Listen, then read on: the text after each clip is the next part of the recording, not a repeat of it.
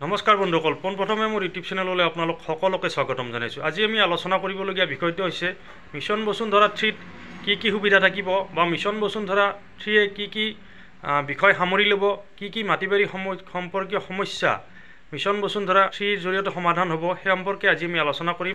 আৰু এই মিছন বসুন্ধৰা 3ত কি সুবিধা থাকিব এই বিষয়ে আলোচনা কৰাৰ আগতে মই অলপমান কথা আপোনালোকৰ লগত আলোচনা কৰি ল'বলৈ ওলাইছোঁ। মিছন বসুন্ধৰা 3 একেবাৰে সমাগত, একেবাৰে ওচৰত, গতিকে আপোনালোকৰ যাৰ মাটি বাৰী সম্পৰ্কীয় সমস্যা আছে আপোনালোকে সাজু থাকক। অতি সোনকালে মিছন বসুন্ধৰা 3 আহি আছে। আৰু মিছন বসুন্ধৰা 3 সম্পৰ্কে মই 3 দিনমান এটা ভিডিঅ' বনাইছিলোঁ আৰু সেই ভিডিঅ'টোৰ তলত এজন মানুহে কমেণ্ট কৰিছিল যে মই ভিডিঅ'টো পুৰণা তথ্য প্ৰচাৰ কৰিছোঁ, তাৰ পুৰণা নিউজহে প্ৰচাৰ কৰিছোঁ। তেনেকুৱা নহয়, এইটো মাহৰে প্ৰথম ভাগৰ ফালে মিছন বসুন্ধৰা 3 যে আহিব সেই সম্পৰ্কে কেবিনেটত সিদ্ধান্ত হৈছিল আৰু সেইটো নিউজ মই বজাইছিলোঁ। তেখেতে হয়তো বেলেগ নিউজ চেনেলত গৈ চাব পাৰে। গতিকে চিদিক চামে অসমীয়া এইটো চেনেল মাটি বাৰী সম্পৰ্কীয় তথ্য বা বাতৰি প্ৰচাৰ কৰা অসমৰ প্ৰথম চেনেল বুলি মই দাবী কৰিব পাৰি। মাটি বাৰী সম্পৰ্কীয় বিষয় ভিডিঅ' বনোৱা অন্য চেনেলবোৰ চাই তাতকৈ বহুত আগৰে পৰাই মই মাটি বাৰী সম্পৰ্কীয় বিষয়ৰ ওপৰত ভিডিঅ' বনাই আছোঁ। এইবিলাক কথা কৈ আৰু সময় বেছি নষ্ট নকৰোঁ, আপোনালোকে বৰিং পাব পাৰে। গতিকে আপোনালোকে যোনে মোক বিশ্বাস কৰে তেখেতসকলে এটা কথা নিশ্চিত থাকক যে চিদিক চাম অসমীয়া এইটো চেনেলত মাটি বাৰী সম্পৰ্কীয় সম্পূৰ্ণ সত্য আৰু সঁচা তথ্যহে প্ৰকাশ কৰা হয়। ইয়াক বাদে অন্য কথা ইয়াত প্ৰকাশ কৰা নহয়। মই ভিউজৰ কাৰণে যা এটা ভিডিঅ' বনাই এইটো চেনেলত প্ৰচাৰ নকৰোঁ।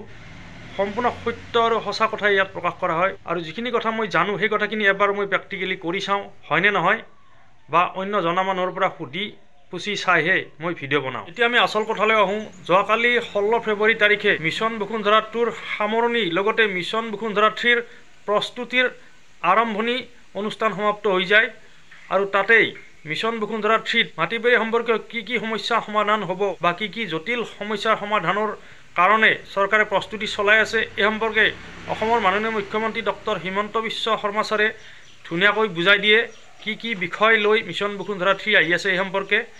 আৰু ইয়াৰ পিছতো যদি কিবা বুজাত অসুবিধা হয়, মই অধিক কমেণ্ট পাওঁ আপোনালোকৰ পৰা, তেতিয়াহ'লে এই সম্পৰ্কে কি সুবিধা মিছন বসুন্ধৰা 3ত আহিব ইয়াতকৈ সহজ ভাষাত বুজাই মই এটা ভিডিঅ' প্ৰস্তুত কৰিবলৈ যত্ন কৰিম। এই ভিডিঅ'টো ভাল পাই লাইক এটা কৰি দিব।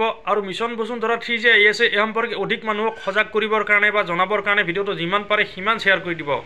লগতে যদিহে মোৰ এই চেনেলটো আপোনালোকে প্ৰথমবাৰৰ কাৰণে আহিছে তেতিয়াহ'লে ভিডিঅ'ৰ তলত থকা ৰঙা আখৰৰ ছাবস্ক্ৰাইব বটনত ক্লিক কৰি চেনেলটো ছাবস্ক্ৰাইব কৰি ল'ব। চেনেলত আহিব লগা পৰৱৰ্তী ভিডিঅ'ৰ আপডেট পাই থাকিবৰ কাৰণে। আৰু এতিয়া বেছি পলম নকৰি মিটিঙত ডক্টৰ হিমন্ত বিশ্ব শৰ্মা ছাৰে কি কয় শুনি লওঁ।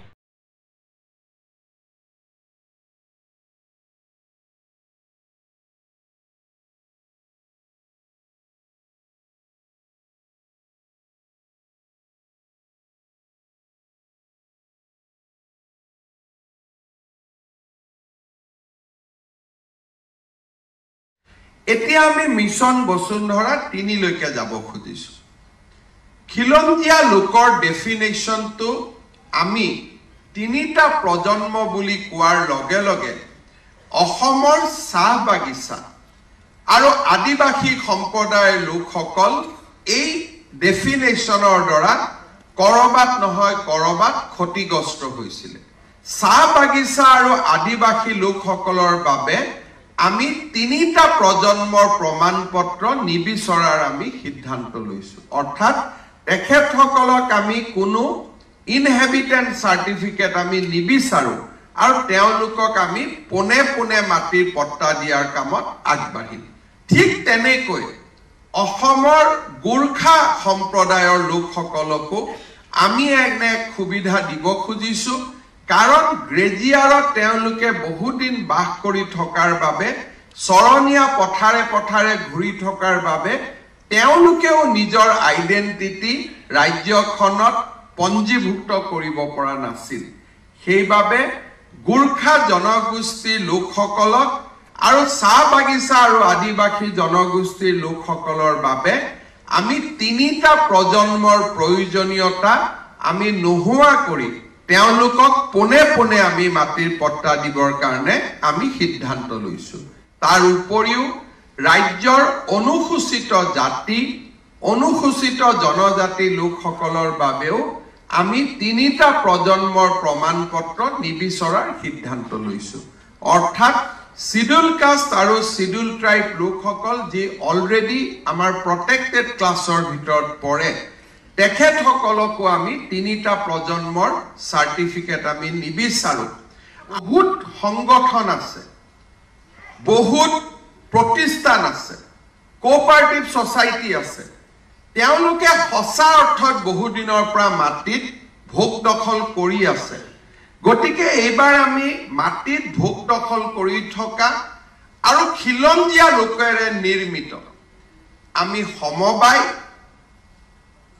বা আন অন্যান্য প্ৰতিষ্ঠান অনুষ্ঠানসমূহকো আমি মাটিৰ পট্টা দিব বিচাৰিছো in the name of the organisation আৰু আৰবান একচনীয়া মাটিসমূহক আমি পিৰিয়ডিক পট্টালৈকে কনভাৰ্ট কৰাৰ বাবে চেষ্টা কৰিম ই এক মিছন বসুন্ধৰা 3 কিন্তু as a one time exception যিসকলে আজি 20 বছৰ 30 বছৰ আগত তেনেকে মাটি ললে তেওঁলোকৰ কাৰণে আমি এটা ওৱান টাইম এক্সেপশ্যন কৰিম বাট উইথ হায়াৰ প্ৰিমিয়াম তেওঁলোকে যদি বাগানৰ মালিকক টকা দিব পাৰিছিলে চৰকাৰকো টকা দিব লাগিব so with a higher premium we are going to regularize tea grant land but only for one time ইয়াৰ পিছত আৰু আমি কেতিয়াও নকৰো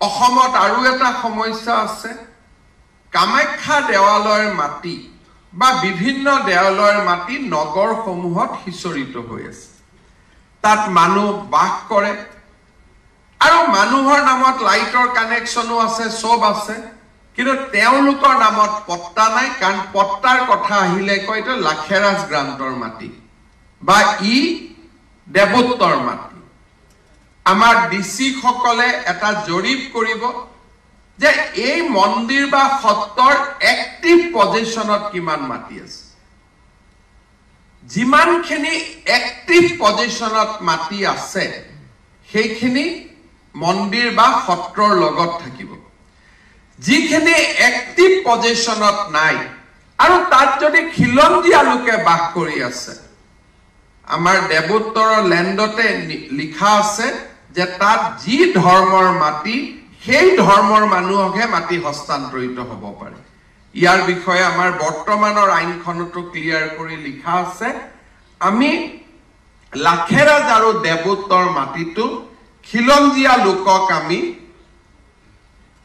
পট্টন দিয়াৰ বাবে চেষ্টা কৰিম মিছন বসুন্ধৰা 3ৰ সময়ত আমাৰ আটাইতকৈ যেটো ইম্পৰ্টেন্ট কাম হৈছে সেইটো হৈছে নন ক্যাডাষ্ট্ৰিয়েল ভূমিসমূহক আমি ক্যাডাষ্ট্ৰিয়েল কৰা 300খনমান গাঁৱৰ বাবে আমি ইতিমধ্যে ৰেডি হৈছো কিন্তু আমি আন বাদ পৰি যোৱা ক্যাডাষ্ট্ৰিয়েল 283খন গাঁৱত এতিয়া আমাৰ জৰীপ সম্পূৰ্ণ হৈছে কিন্তু আন গাঁওখিনিতো আমি জৰীপ সম্পূৰ্ণ কৰি ভূমিৰ অধিকাৰ ৰাইজক দিব লাগিব মিছন বসুন্ধৰা 3ৰ এটা বহুত ডাঙৰ কাম যেটো মোৰ দৃষ্টিত অসমত অত্যন্ত প্ৰয়োজনীয় আৰু মই তাৰ সেনসিটিভিটিটো ক'ব খোজো যে এজমালি পট্টাৰ পাৰ্টিশন মিছন বসুন্ধৰা 3ৰ সময়ত আমি এজমালি পট্টাৰ পাৰ্টিশনটোক প্ৰায়োৰিটি হিচাপে লৈ বহু সময় দেউতাক জিয়াই আছে এতিয়াও তেখেতে মাটিৰ পট্টাখন 4জন ভাই ককায়েকৰ মাজত ভাগ কৰি দিব পাৰিব দুজন ভাই ককায়েৰ মাজত আজিও মিলাপ্ৰীতি আছে তেওঁলোকে ধুনিয়াকৈ পট্টাখন ভাগ কৰি ল'ব পাৰিব মই ভাবো যে ই এটা বহুত ইম্পৰ্টেন্ট সাৰ্ভিস আৰু মিছন বসুন্ধৰা 3ৰ সময়ত আমি এজমালি পট্টাৰ যদি পাৰ্টিশন কৰিব পাৰো ই আমাৰ বহুখিনি কাম হ'ব বৰ্তমান মাটিৰ গৰাকীৰ কেন্দ্ৰবিন্দু হৈছে মণ্ডল চক্ৰ বিষয়ৰ হাতৰ আখৰখিনি তাক আমি মেপলৈ ৰূপান্তৰ কৰিব খুজিছো মেপত মই জানিম যে এই মাটিখিনি মোৰ মাটি আৰু যেতিয়া মেপত মই মোৰ মাটিখিনি চিনাক্ত কৰিব পাৰিম মেপে একমাত্ৰ অথেন্টিকেটেড প্ৰুফ হ'ব তেতিয়া আমি টাইটেল গ্যাৰান্টি বিলু আমি কৰিব পাৰিম তেতিয়া আৰু মাটি বিক্ৰী কৰাৰ আগতে আমাক এনঅসি আদিৰ প্ৰয়োজন নহয়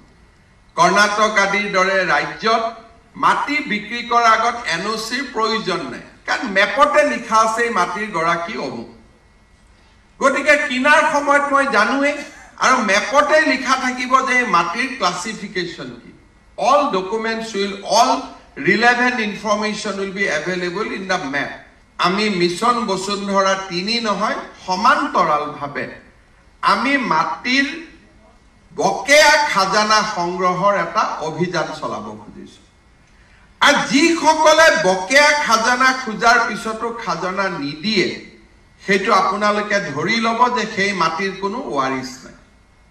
মিছন বসুন্ধৰা 2 নাকচ হোৱা আবেদনবোৰৰ পুনৰ বিবেচনা, ভূমিপত্তনৰ সমগ্ৰ ব্যৱস্থাটোৰ ডিজিটেলকৰণ, লগতে আনুষ্ঠানিক সংগঠন বা গোটসমূহলৈও ভূমিপত্তনৰ ব্যৱস্থা, প্ৰয়োজনীয় বিধায়িনী আৰু নীতি সংশোধনীৰ পাছত নগৰ অঞ্চলৰ ৰায়তসকলক ভূমিৰ মালিকী স্বত্ব প্ৰদান, পূৰ্বৰ ভূদান আৰু গ্ৰামদান ভূমিসমূহৰ বন্দোবস্তি, ভূমি শ্ৰেণীৰ পৰিৱৰ্তনৰ বহল ভিত্তিত সেৱা, নগৰ আৰু ইয়াৰ কাষৰীয়া এলেকাসমূহৰ প্ৰিমিয়ামৰ হাৰ পুনৰ নিৰ্ধাৰণ কৰি একচনা পট্টাৰ পৰা ম্যাদী পট্টালৈ উন্নীতিকৰণৰ ব্যৱস্থাৰ সম্পূৰ্ণ ডিজিটেলকৰণ, চাহ খেতিৰ ব্যৱহাৰ নোহোৱা ভূমি অৰ্থাৎ চাহ অনুদান ভূমিৰ ম্যাদীকৰণ, ধৰ্মীয় অনুষ্ঠান প্ৰতিষ্ঠানৰ পৰা অধিগ্ৰহণ কৰা ভূমিৰ চৰকাৰীকৰণ আৰু ভূমিহীন খিলঞ্জীয়া লোকৰ সাপেক্ষে পট্টন, ভূমিৰ মানচিত্ৰ ডিজিটেল মাধ্যমেৰে যোগান, অনাদায় ভূমিৰ ৰাজহ সংগ্ৰহৰ কাৰণে এক নতুন ব্যৱস্থা, প্ৰথমে নগৰ এলেকাসমূহৰ মাণ্ডলিক মূল্য